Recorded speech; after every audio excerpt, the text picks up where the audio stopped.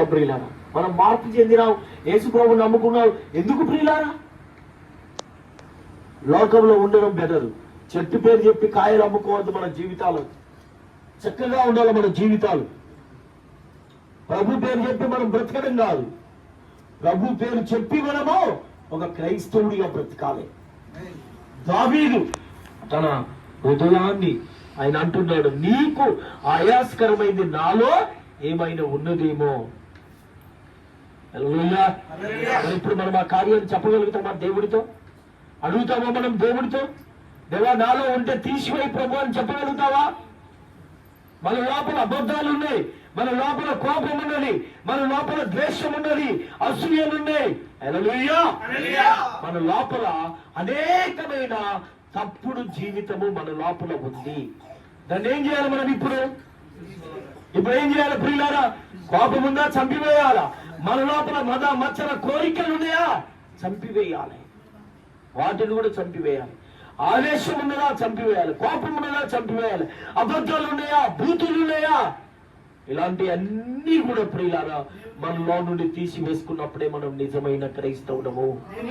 దేవుడికి మహిమ కలుగును గాక. చాలా మందికి కోపం ఉంటుంది, ప్రేమ ఉండదు, చాలా మందికి ద్వేషాలు ఉంటాయి. మళ్ళీ వాళ్ళు ఏం చేస్తారు ప్రియులారా? నాతో దేవుడు మాట్లాడిందని చెప్తారు. మరలా ఎలా దేవుడు మాట్లాడుతాడు? అంత గొప్ప దావీదే దేవుడి సన్నిధిలో ప్రార్థన చేస్తున్నాడు. ఒకసారి ఆ మాట మరలా చదవండి ఒకసారి. నీకు ఆయాసకరమైన మార్గము, నీకు ఆయాసకరమైన మార్గము నాయందున్నదేమో చూడుము. నిత్య మార్గం నన్ను నడిపించు ప్రభు అంటున్నాడు దావీదు. హల్లెలూయా. ఏమంటున్నాడు? నిత్య మార్గము, ఒక మంచి మార్గములో నన్ను నడిపించు ప్రభు అని చెప్తున్నాడు. దేవుడికి మహిమ కలుగును గాక. ఈరోజు క్రైస్తవులు అన్నారు, నేను ఒక గృహ ప్రవేశానికి వెళ్ళాను, నేను అవన్నీ పరీక్షించలే, మన బ్రదర్ పరీక్షించిండు. ఆ గృహ ప్రవేశానికి ఏమేం పెడతారు? దీపం పెడతారంట, లేకపోతే ఆడ బియ్యం పెట్టిందంట మూలకు, ఇంకేదేదో చేసిందంట. మరలా ఈ రోజే ఎందుకు పెట్టాలా? ఇదేం మాసము? కార్తీక మాసం. హల్లెలూయా. ఈ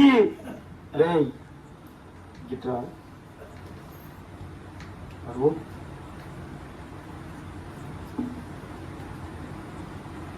దేవుడికి మహిమ కలుగును గాక. ఏం మాసం ఇప్పుడు? ఈ మాసాల గురించి నాకు తెలియదు. లేకపోతే ఈ డేట్ క్యాన్సిల్ చేస్తుండే, టైం కూడా క్యాన్సిల్ చేస్తుండే. దేవుడికి మహిమ కలుగును గాక. ఏంటి అంటే ఈ టైంలోనే గృహప్రవేశాలు పెట్టుకుంటారు, నాకు తెలియదు. అంటే చూడండి ప్రియులారా, దేవుడికి ఇవన్నీ ఆయాసకరమైనవి. దేవుడికి వ్యతిరేకమైనది ఏదైతే ఉందో, ఏదైతే చేస్తున్నామో అవన్నీ దేవుడికి ఆయాసకరమే దేవుడి దృష్టిలో. మళ్ళీ పోయేసరికి ఇంకేం కట్టిల్లు? మామిడాకులు కట్టిల్లు, తోరణాలు కట్టిల్లు, బంతి పువ్వులు ప్లేట్లు పెట్టుకొని వచ్చిండు. అవేందుకో తెలియదు నాకు. హల్లెలూయా. నాకు తెలిసిందల్లా ఒకటే, ప్రార్థన చేసి వాక్యం చదివి ప్రార్థన చేసి రిబ్బన్ కట్ చేసి ఇంట్లోకి వస్తాము. ఇంట్లోకి వచ్చినాక గోడలను పట్టుకొని ప్రార్థన చేస్తాము. తర్వాత కూర్చొని పెట్టి 2 పాటలు 3 పాటలు పాడి వాక్యం చెప్పుకొని ప్రభువా ఈ గృహాన్ని నీకు ప్రతిష్ఠ చేస్తున్నామని ప్రార్థన చేసింది. ఆడ పెడితే తిని రావడమా లేకపోతే బయలుదేరి వచ్చేయడమా, అదొక్కటే నాకు తెలుసు. హల్లెలూయా. అయితే నాకు 30 సంవత్సరాల నుంచి క్రైస్తవ్యంలో 24 సంవత్సరాల నుంచి ఉన్నాం కాబట్టి ఈ కార్యాలు ఇవి మాకు తెలియదు. దేవుడికి మహిమ కలుగును గాక. మాకు అసలు వాస్తు గురించి కానీ, ఎక్కడ తవ్వాలి కానీ, బోర్ ఎక్కడ చేయాలనేది కానీ, వాస్తు గురించి కూడా తెలియదు. నా వాస్తు అంతా యేసు ప్రభు. నా వాస్తు, నా నడిపింపు సర్వము యేసు ప్రభు. దేవుడికి మహిమ కలుగును గాక. హల్లెలూయా. అయితే ఇక్కడ దావీదు ఏమంటున్నాడు? మళ్ళా ఒకసారి 24, నీకు ఆయాసకరమైన మార్గము నాయందు ఉన్నదేమో చూడుము. నిత్య మార్గమున నన్ను నడిపింపు ప్రభు అని ప్రార్థన చేస్తాము మనము. దేవుడికి మహిమ కలుగును గాక. ఆ ప్రార్థన మనం ఉదయకాలం లేసి చేయవలసిన ప్రార్థన. ప్రభువా ఈ దినమంతా నీ నిత్య మార్గంలో నన్ను నడిపించు ప్రభువా. దేవుడికి మహిమ కలుగును గాక. హల్లెలూయా. ఆ నిత్య మార్గంలో నన్ను నడిపించు ప్రభువా అని చూడండి ప్రియులారా, దావీదు ప్రార్థిస్తున్నాడు. మరి ఈరోజు మన ప్రార్థన ఎలాగున్నది? యోహాను సువార్త 15వ అధ్యాయం 7వ వచనాలు ఒకసారి చూడండి. అక్కడ ఏమంటున్నాడు ఆయన?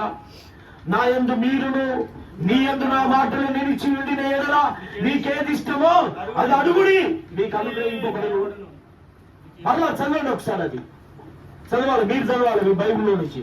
15వ అధ్యాయము యోహాను సువార్త 15వ అధ్యాయము 7వ వచనం. నా యందు మీరును మీ యందు నా మాటలను నిలిచి ఉండిన ఎడల మీకేది ఇష్టమో అది అడుగుడి, అది మీకు అది మనకు అనుగ్రహింపబడును. కావలసింది. ముందు మనం ఎక్కడ ఉండాలట? మనము ఆయన యందు, ఆయన ఉన్నామా? మరి మనం అట్లా చెప్పండి ఒకసారి, ఎక్కడన్నా ఉన్నామా? లేవు. మనం అస్సలు లేవు. మనం చూపులతో తప్పిపోతాం, మాటలతో తప్పిపోతాం, అంతేనా? నోరు తెరితే అబద్ధాలు ఆడతాం, నోరు తెరితే బూతులు మాట్లాడతాము. మరి ఎట్లా మనం ఆయనలో ఉన్నట్టు ప్రియులారా? ఆయనలో ఎలా ఉన్నట్టు మనం? ఒక పరిపూర్ణ మానవుడి యొక్క సారూప్యంలోనికి రావాలంటే మనం పరిపూర్ణతలోనికి రావాలా? అయితే ఒక్కొక్కటి నరికి వేసుకోవాలా మనం? దేవుడికి మహిమ కలుగును గాక. మనము కోపం ఎంతో ఉంటుంది మనకు. ఇక్కడ ఉన్న వాళ్ళందరికీ కొద్దిసేపు ప్రభు నేను క్షమిస్తా పో అంటే వీళ్ళకున్న పగంత తీసుకుని వస్తారు. ఒక్కొక్కరు డైరెక్ట్ ఇళ్లలో పోయే కొట్టేస్తారు, అంతేనా ప్రియుల? కానీ మన ప్రభు అలా చెప్పలేదు. ఒక చెంప కొడితే రెండో చెంపను కూడా తిప్పాడు ప్రభు. అది దేవుడి కార్యం. నా యందు, యేసు ప్రభులో నా యందు మీరును నీ యందు నా మాటలు నిలిచి ఉండిన ఎడల ఉన్నాయా ప్రియులారా? దేవుడికి మహిమ కలుగును గాక. హల్లెలూయా. నేను గట్టిగా ఇంకా మాట్లాడగలుగుతాను. అయితే మనము దేవుడి యందు మనము లేము, మన యందు దేవుడు ఉండడు. ఇప్పుడు క్రైస్తవులు అంటున్నాం మనం ఎన్నో మోసాలు చేస్తున్నాం, క్రైస్తవులు అంటున్నాం ఎన్నో తప్పుడు కార్యాలు చేస్తున్నాం. కానీ అలా కాదు ప్రియుల. దేవుని బిడ్డలు ఎప్పుడు దావీదులాగా ప్రభువా నీ మార్గమును ఏమంటున్నాడు అక్కడ చివరి వచనంలో, నీ నిత్య మార్గమున నన్ను నడిపింపు. మన ప్రార్థన అలా ఉండాలి. దేవుడికి మహిమ కలుగును గాక. చాలా మంది నువ్వు ఇది ఇవ్వకపోతే చచ్చిపోతావు అని చెప్తావు, నువ్వు అది ఇవ్వకపోతే చచ్చిపోతావు, నీకు శాపం వస్తుంది, ఇది వస్తుంది. అది కాదు. దేవుని బిడ్డలు ఎప్పుడు శాపాన్ని మాట్లాడాలి. యేసు ప్రభు ఎప్పుడు కూడా శాపను పెట్టలే, ఆయన దీవించాడు. అక్కడ యేసు ప్రభుని కొడుతుంటే కూడా తండ్రి వీరేమి చేయించున్నారు, వీరెరగరు కనుక వీరిని క్షమించమన్నాను. మరి మనం ఏం చేస్తున్నాం ప్రియ? అందుకే నా యందు వీరులు మీ యందు నా మాటలు నిలిచి ఉండిన ఎడల మీకేది ఇష్టమో అది అడుగుడి. దేవుడికి మహిమ కలుగును గాక. ఎన్నో అద్భుతమైన కార్యాలు దేవుడు మన పట్ల చేస్తా ఉంటాడు. ఎప్పుడు తెలుసా ప్రియులారా? మనం ఆయన యందు ఉన్నప్పుడు. దేవుడికి మహిమ కలుగును గాక. నేను ఒక బ్రదర్ ఫోన్ చేసింది, అయ్యా మీరు చెప్పిన ప్రకారంగా నాకు బ్యాంకులోకి వెళ్ళిపోయి నేను అడగగానే నాకు లోన్ ఇచ్చారనేసి. నాకు డబ్బు వచ్చేసింది, నేను కొన్ని అప్పులు కట్టుకున్నాను. ఇంకా కొన్ని చోట్లకి వెళ్ళినప్పుడు నాకు పిల్లలు ఇచ్చాడు ప్రభు మీరు ప్రార్థన చేసినప్పుడు అనేసి చాలా మంది ప్రియులారా. మొన్న ఒక ఆయన పాపేపల్లిలో రమేష్ అని ఉంటాడు, ఆయనకు వికలాంగుడు, కాళ్ళు ఉండవు. నేను చెప్పాను నీకు దేవుడు కొడుకుని ఇస్తాడు, నువ్వు పూర్తిగా మారు మనసుకుంది దేవుడిలోకి రాను. అప్పుడు ఆమె బ్రదర్ కాలు బ్రదర్ సాక్ష్యము. ఈ రోజు మొన్న ఆదివారం కొడుకు పుట్టాడు. రేపు వెళ్ళిపోయి ఆయన ప్రార్థన చేసినామని. దేవుడికి మహిమ కలుగును గాక. మీకేమి ఇష్టమో అది అడుగుడి. నువ్వు దేవుడి దగ్గర ప్రార్థన చేయవు, దేవుడు ఎలా నీకు స్వస్థత ఇస్తాడు. దేవుడి దగ్గర మారు మనసు లేదు నీకు. ఎలాగో మనకు దేవుడు అడుగుతే మనం ఇస్తాడు ప్రియుల. ఇప్పటికైనా పశ్చాత్తాపడు. చూడండి, అందుకే ఎఫెసీయులకు రాసిన పత్రిక 1వ అధ్యాయము 4 నుంచి 7 వచనాలు. ఎట్లనగా తన ప్రియుని యందు తాను ఉచితముగా మనకు అనుగ్రహించిన తన కృపా మహిమ ఏంటి కదా ప్రియులారా, 4వ వచనంలో ఏమంటున్నాడు? మరలా ఒకసారి. ఎట్లనగా తన ప్రియుని యందు ఉచితముగా మనకు అనుగ్రహించిన తన కృపా మహిమకు కీర్తి కలుగునట్లు. హల్లెలూయా. ఉచితముగా. ఏంటిది ప్రియులారా? దేవుడు మనకు ఆశీర్వాదాలు ఉచితంగా ఇస్తాడు. ఆమేన్. నువ్వేం చేస్తావు? డబ్బులు పెట్టి ఇస్తాడు. నువ్వు నాకు ఇది నీకు దేవుడికి అది ఇస్తాడు. ఎక్కడన్నా న్యాయమా ప్రియుల? యేసు ప్రభు ప్రార్థన చేస్తే గుడ్డికి కళ్ళు వచ్చినాయి. వాడు కోనేరులోకి వెళ్ళిపోయి కడకచ్చుకోబో అని చెప్పాడు ప్రభు, బురద పూసి. అంతేనా? ఆయన భూమి వేసి దాన్ని బురద చేసి అది తీసి తన కళ్ళకు రాసి నువ్వు వెళ్ళిపోయి కోనేరులోకి వెళ్ళిపోయి కడకచ్చుకోబో అన్నాడు. వెళ్ళిపోయి కడుక్కొని వచ్చి ప్రభు దగ్గరికి వస్తే నువ్వు వెళ్ళిపోయి దేవుణ్ణి వెంబడించు, నువ్వేమి చేయకూడదు. మనం ఏం చేస్తున్నాం ప్రియులారా? ఈరోజు చాలా మంది పాస్టర్లు, అమ్మా దేవుడు నిన్ను పిలుస్తున్నాడు, దేవుడు నీకు ఆరోగ్యాన్ని ఇవ్వబోతున్నాడు, నువ్వు నాకు 10,000 ఇయ్యి, లేకపోతే నువ్వు నాకు 20,000 ఇయ్యి, నువ్వు బట్టలు పెట్టు, లేకపోతే నా చర్చి కింద సమానిప్పి. ఈ రోజు కూడా నేను ఎవ్వరిని ఒక రోజు కూడా నువ్వు ఇది అది అని అడగలే. ఎంతో మందికి ఇంచుమించుగా ఒక 15 మందికి పిల్లలు లేని వారికి, ఇక విడాకుల దాకా వచ్చిన వాళ్ళకు దేవుడు పిల్లల్ని ఇచ్చాడు. అలాంటి సమయంలో ఏ రోజు కూడా ఎవరి దగ్గర నేను 1 రూపాయి తీసుకోలేదు. ఈరోజు చాలా మంది అడుక్కుంటున్నారు. అది కాదు ప్రియుల, దేవుడే మనల్ని పోషించువాడై ఆయన ఉచితంగా మనకి ఇచ్చాడు, మనం ఉచితంగా వాళ్ళకి ఇవ్వాలి. నీకున్న వరానికి డబ్బులు పెట్టావా దేవుడి దగ్గర? లైవ్ పోతాంది కాబట్టి నేను చెప్తున్నాను. నీకున్న వరానికి నీకు దేవుడు వరం ఇచ్చాడు, నువ్వు ఆయనకేమి ఇచ్చావు? మనం చెప్పుకుందాం. నీకు పాటలు పాడే వరం ఇచ్చాడు, లేకపోతే వాక్యం చెప్పే వరం ఇచ్చాడు, స్వస్థపరిచే వరం ఇచ్చాడు. నీవు దేవుడికి ఏమి ఇచ్చావు? అంతేనా ప్రియులారా? నువ్వు దేవుడికి ఏమి ఇచ్చావు? నేను పాటలు పాడుతున్నా, నాకు ఇది ఇవ్వాలంటారు కొంతమంది, అది కావాలంట. మరి నీకు పాటలు పాడే వరము నీ గొంతును లేకపోతే నీ స్వరమును దేవుడిచ్చింది. అది ఆ వరాన్ని నీకు దేవుడు ఇచ్చాడు. మరి నువ్వు దేవుడికి ఎంత డబ్బు ఇస్తున్నావు? ఆయన ఏమన్నాడు అక్కడ?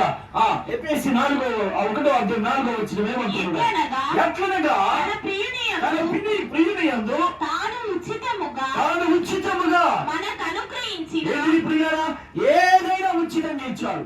ఇక ఒక పాస్టర్ భార్య ఉండే మన శాంపేటలో, ఒక పాస్టర్ భార్య ఉండే, మీరు నా దగ్గరికి రండి, నేను ప్రార్థన చేస్తా, లేకపోతే నువ్వు వచ్చినప్పుడు జామకాయలు కొనుకొచ్చుకో, 1 కిలో జామకాయలు తీసుకురా, ఆ కిలోలో 4 వస్తే 2 ఆమెకు 2 వీళ్ళకు. నువ్వు వచ్చినప్పుడు కొబ్బరి నూనె తెచ్చుకో, 2 కొబ్బరి నూనె బాటిల్దే, 1 కొబ్బరి నూనె బాటిల్ నీకు, 1 కొబ్బరి నూనె బాటిల్ వీళ్ళకు. ఆ వాన్ని కట్టగట్టుకొని అమ్ముకునేదాన్ని. దేవుడు ఎక్కడ చెప్పాడండి? ఉచితముగా. అంతేనా? తాను ఉచితముగా మనకు అనుగ్రహించిన తన కృపా మహిమ, దేవుని కృపా మహిమకు కీర్తి కలుగునట్లు. ఏంటిది ప్రియులారా? కీర్తి కలుగునట్లు తన చిత్త ప్రకారమైన దయా సంకల్పము చొప్పున యేసుక్రీస్తు ద్వారా తనకు కుమారులుగా స్వీకరించుటకై. నీవు ఆయన కుమారులైనావంటే డబ్బు పెట్టావా? ఉచితముగా తనకు కుమారులుగా స్వీకరించుటకై దేవుడు నిన్ను ఆయనకు కుమారుడిగా స్వీకరించాలంటే అయ్యేమన్నాడు? నా యందు మీరును మీ యందు. దేవుడికి మహిమ కలుగును గాక. ఉచితముగా ఆయనకు కుమారులుగా స్వీకరించుటకై దేవుడికి మహిమ కలుగును గాక. మనం ఆయన బిడ్డలమై ఉన్నాం. డబ్బిస్తున్నావా నీవు? ఇంకా కొంతమంది బ్యాప్టిజం ఇస్తారు, పెళ్లికి ముందు బ్యాప్టిజం ఇస్తారు. పెళ్లికి ముందు తీసుకున్న బ్యాప్టిజం ఎప్పుడు చెల్లదు. తర్వాత బ్యాప్టిజం ఇస్తే డబ్బులు ఇస్తారు. డబ్బులు ఇవ్వమని ఎవరు చెప్పాడు మిమ్మల్ని? ఉచితముగా మనం ఆయనకు ఉచితంగా విడుదలైనాం. కానీ దేవుడే మన కొరకు తన రక్తాన్ని కార్చాడు. మనము పాపంలో ఉన్నాము, లోకమైన పాపంలో ఉన్నాము, లోకమనే ఉచ్చులో పడి ఉన్నాము మనము. అయితే దాని కొరకు దేవుడు తన రక్తాన్ని కార్చి మనల్ని బయటికి తీసుకొని వచ్చాడు. హల్లెలూయా.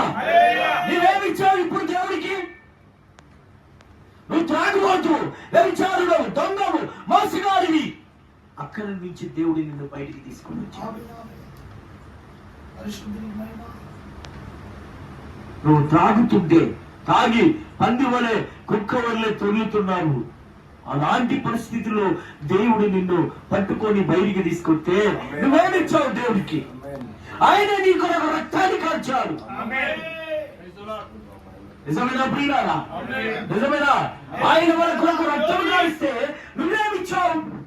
నువ్వు పాపంలో నుంచి నిన్ను దేవుడు విమోచించాడు. నిన్ను పాపంలో నుంచి బయటికి తీసుకొచ్చాడు. నిన్ను పాపంలో నుంచి ఆయన రక్తాన్ని బట్టి నేను బయటికి తీసుకొని వచ్చాడు. దేవుడికి మహిమ కలుగునుగాక. ఏమిస్తున్నావు దేవుడికి? హల్లెలూయా, హల్లెలూయా.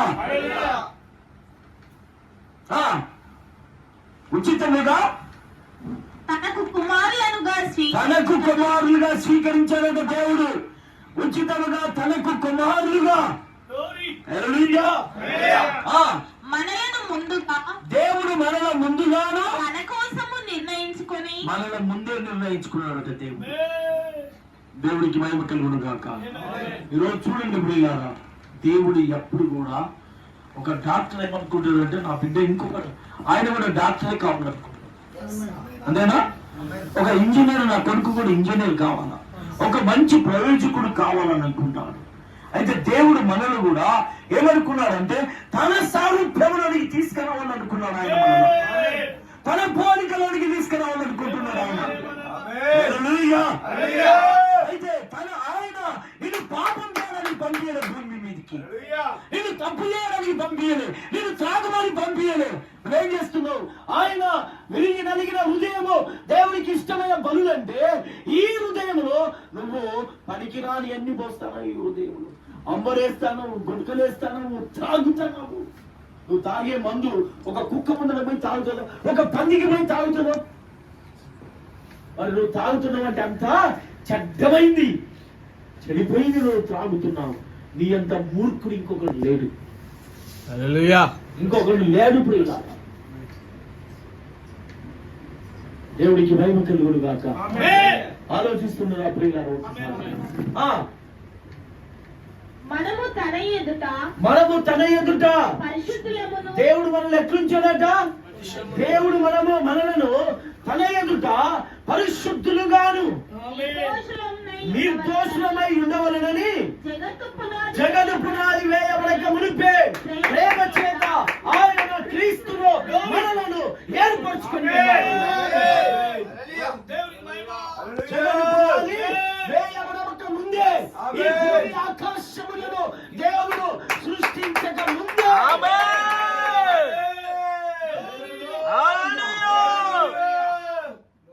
ఏం చేశాడంటే మళ్ళా పరిశుద్ధులుగాను నిర్దోషులుగా చూశాడంట దేవుడు. జగత్తు పునాది వేయబడక ముందే ఇది నిర్దోషిగా దేవుడు చూస్తే నువ్వేం చేస్తున్నావు? ఇప్పుడు పాపాన్ని వెతుక్కుంటూ వెళ్తున్నావు, లోక కార్యములను వెతుక్కుంటూ వెళ్తావు. నిర్దోషులంటే ఎవరు ప్రియులారా? ఏ దోషము లేని వాడే నిర్దోషి, ఏ తప్పులు చేయని వాడే నిర్దోషి. దేవుడికి మహిమ కలుగును గాక. దేవుని కృప మహా దైవైశ్వర్యమును బట్టి 7వ వచనము, దేవుని మహా కృప దైవైశ్వర్యమును బట్టి ఆ ప్రియుని యందు ఆయన రక్తం వలన ఆ ప్రియుడు ఎవరు ప్రియుడు? ఆ ప్రియుడు వలన రక్తం, ఆ ప్రియుని రక్తము వలన. అంతేనా? ఎవరు దాచారు నీ కొరకు రక్తాన్ని? ఓ నా కొడుకు అంటే నాకు ప్రాణం అంటారు, నా బిడ్డ అంటే ప్రాణం అంటారు. రక్తం నువ్వు ఆయన కొరకు రక్తం కారుతావు. నా భార్య ప్రాణం అంటారు, భర్తే ప్రాణం అంటారు, లేకపోతే నా స్నేహితులు ప్రాణం అంటారు. రక్తం కార్చే వ్యక్తిని చూడు. యేసుక్రీస్తు ఒక రక్తపు చుక్క కూడా లేదట. ఆమేన్. ఒక రక్తపు చుక్క ఉన్నా ప్రభు బ్రతికేవాడప్పుడు. ఒక చుక్క కూడా ఆపుకోకుండా తన ప్రజల కొరకు రక్తాన్ని కార్చాలి. హల్లెలూయా. ఆయన రక్తము వలన మనకు విమోచనం. ఏం జరిగిందట? మనకు విమోచన అనగా పాపము నుండి మనకు విమోచన కలిగింది. రోమీయులకు రాసిన పత్రిక అనగా మన అపరాధములకు ఆయన రక్తం వలనే క్షమాపణ, ఆయన వలనే మనకు పాపము నుండి విమోచన. ఆమేన్. హల్లెలూయా. మనకు కలిగి ఉన్నది. రోమీయులకు రాసిన పత్రిక 8వ అధ్యాయము 28 నుంచి 30 వరకు.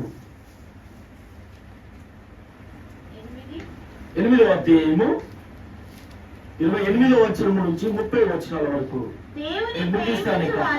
దేవుని ప్రేమించు వారికి అనగా ఆయన సంకల్పము చొప్పున పిలువబడిన వారికి మేలు కలుగుటకై. హల్లెలూయా. అందరూ చెప్తామా ప్రియులారా? అందరూ చెప్తారా? చెప్తారా అందరూ? దేవుడికి మహిమ కలుగును గాక. దేవుని సంకల్పము చొప్పున పిలువబడిన వారికి అందరికి అది ఇది మరలా అన్ని సంఘాలు ఉండేవి, అన్ని సంఘాలకు కాదు తెలుసా ప్రియులారా? అందుకే మనలో దేవుడు ఏం చేశాడు? బైబిల్ ఒక మాట ఉంటుంది, పిలువబడిన వారు అనేకులట. చాలా మంది ఉన్నారు, కానీ అందులో ఏర్పరచబడ్డ వారు కొందరే. ఆ కొందరి కొరకే ఆయన మన్నాడు ఇప్పుడు అక్కడ దేవుని సంకల్పము. ఆ సంకల్పము నీవు నేనై ఉన్నాం, మనందరం అయి ఉన్నాం ఇక్కడ. అన్ని సంఘాలు కాదు మనలా. ఏ సంఘానికి వెళ్ళినా, ఏ సంఘానికి పడితే ఆ సంఘానికి వెళ్ళేదానికి కూడా మనల్ని పిలవలేదు దేవుడు. మనకు ఒక కాపరిని ఇచ్చాడు, ఒక సంఘాన్ని ఇచ్చాడు. ఆయన చెడ్డవాడైనా హల్లెలూయా. వాక్యం చెప్పొచ్చినా చెప్పరాకపోయినా, తెలివి నీకంటే తెలివి ఎక్కువగా లేకున్నా ఉన్నా ఏదేమైనా ఆయనే నీ కాపరి. ఆయనతోనే మనం ఉండాలి, ఆయనతోనే మనం వెళ్ళిపోవాలి. అది నిజమైన విశ్వాసి లక్షణము. అక్కడికి వెళ్తా, అక్కడ కాకపోతే ఇంకొక దగ్గరికి వెళ్తా అంటే ఒక సామెత ఉన్నది ప్రియులా. ఒక సామెత చెప్తాను.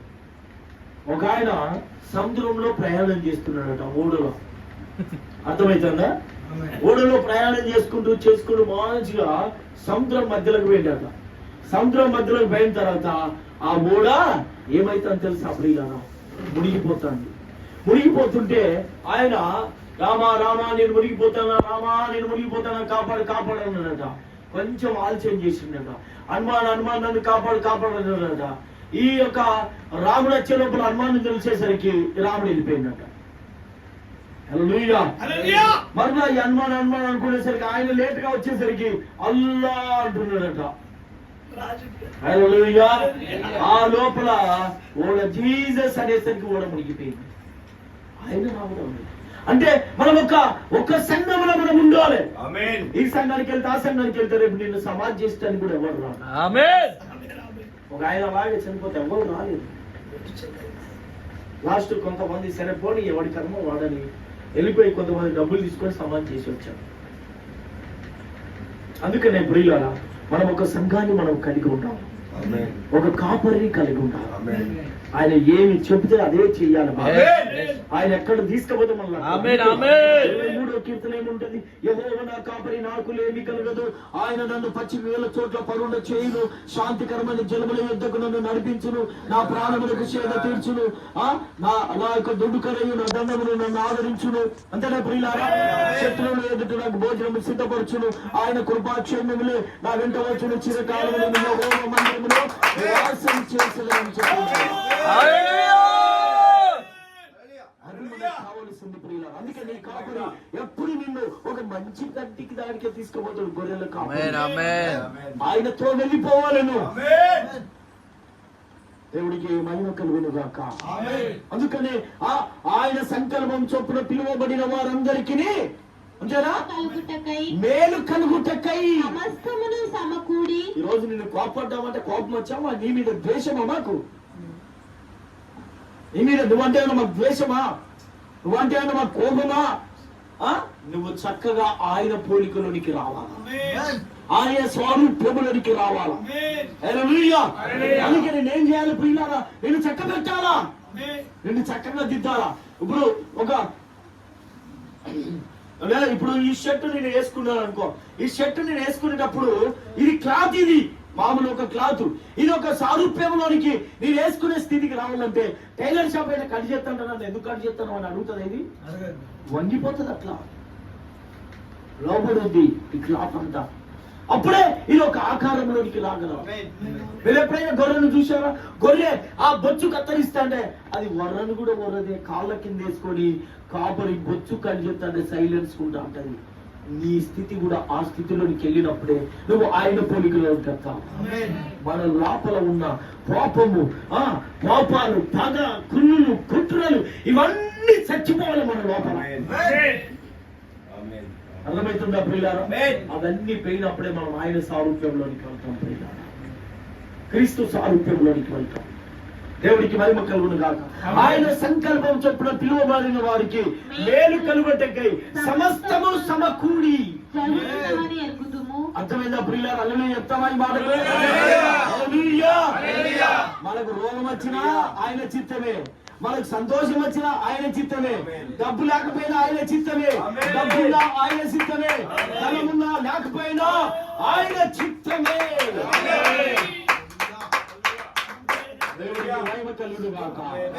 ఆయన సంకల్పము చొప్పున ఆయన చిత్త ప్రకారంగా ఏమన్నాడు అక్కడ?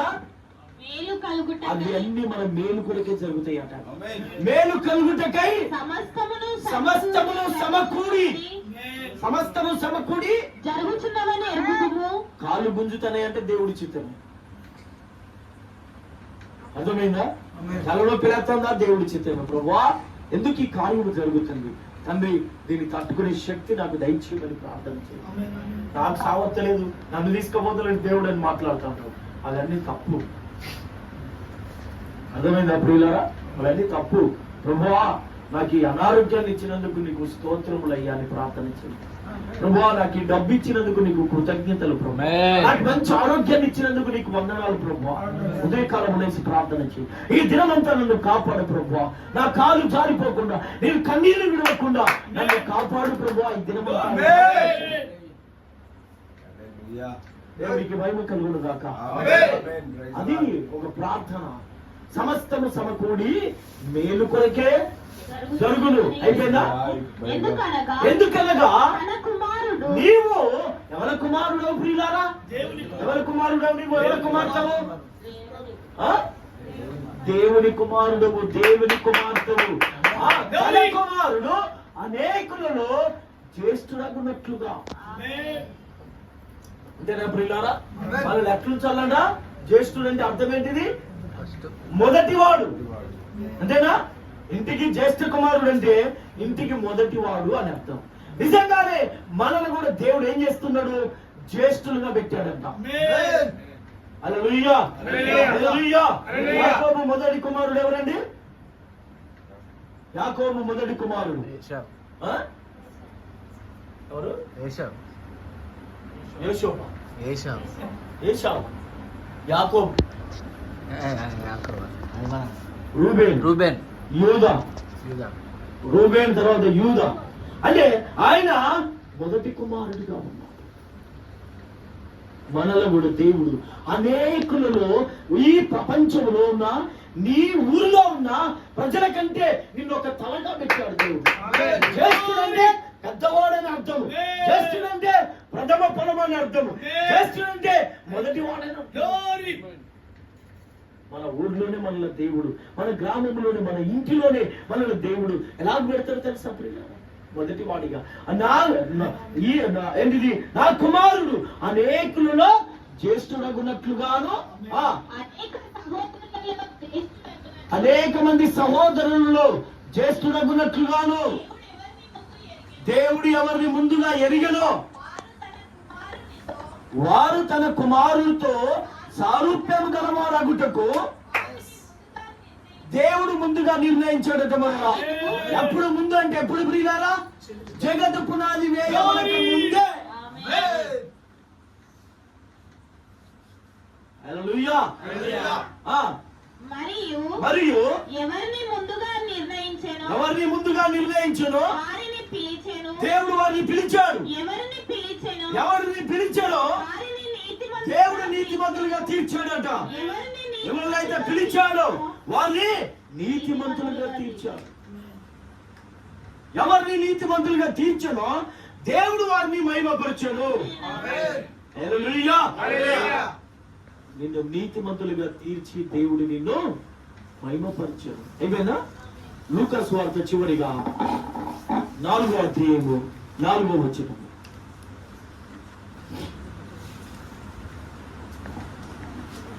అందుకు యేసు మనుష్యుడు రొట్టె వలన మాత్రమే కాదు కానీ దేవుడి నోట నుండి వచ్చు ప్రతి మాట వలన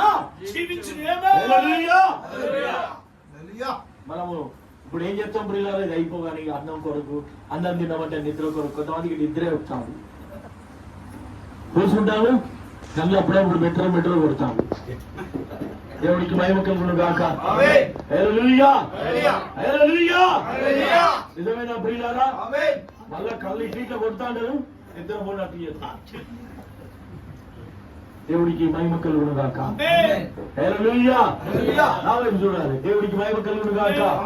అందుకే మనుష్యుడు దేవుడు ఏమన్నాడు, ప్రభు 40 రోజులు ఉపవాస ప్రార్థన 40 రాత్రులు పగలు చేసిన తర్వాత ఆయన ఆ యొక్క గెత్సేమనే తోటలో నుంచి బయటకు వచ్చి ఆకలితో ఉన్నప్పుడు ఆ సంగతిని ఎరిగి సాతానుడు ప్రభు దగ్గరికి వెళ్ళాడు.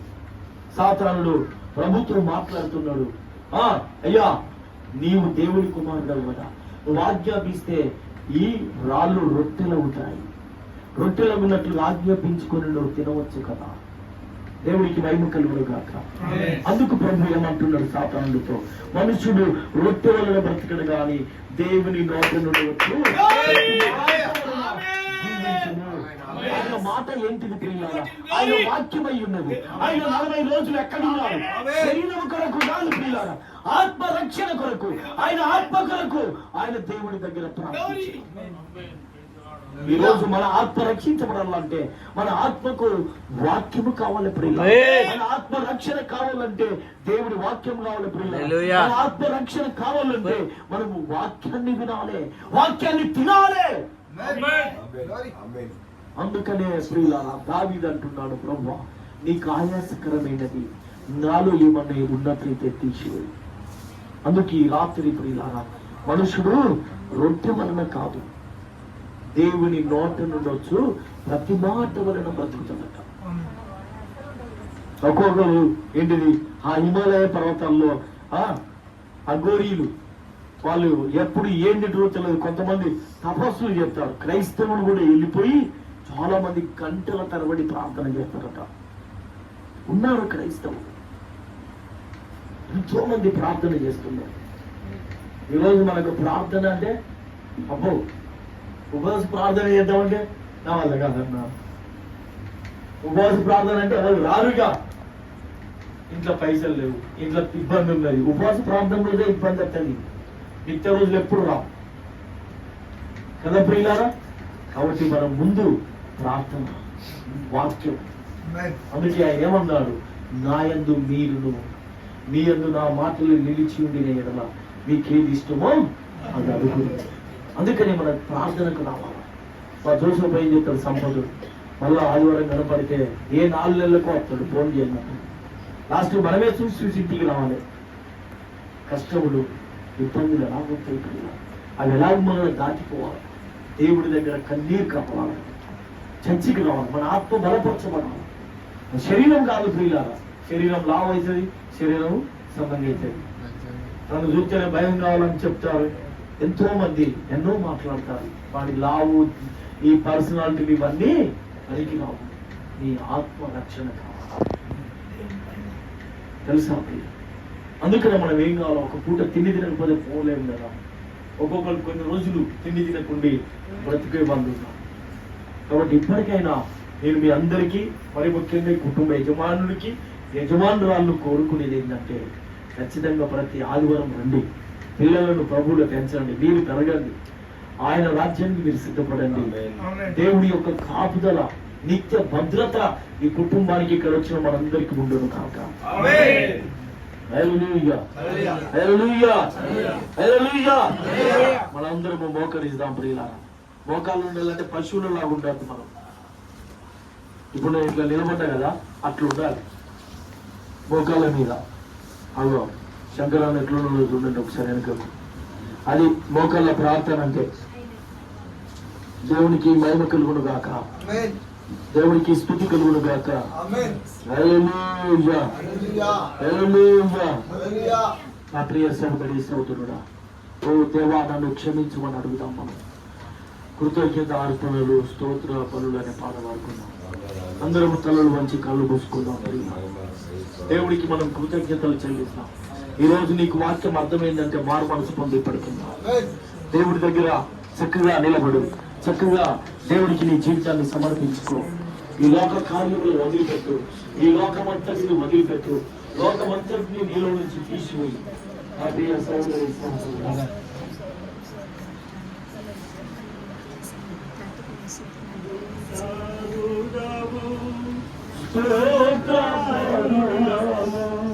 వేణులతో నిన్ను కొనియాడినా, వేణులతో నిన్ను కొనియాడినా, వేణులతో నిన్ను కొనియాడినా. అందరము పూజా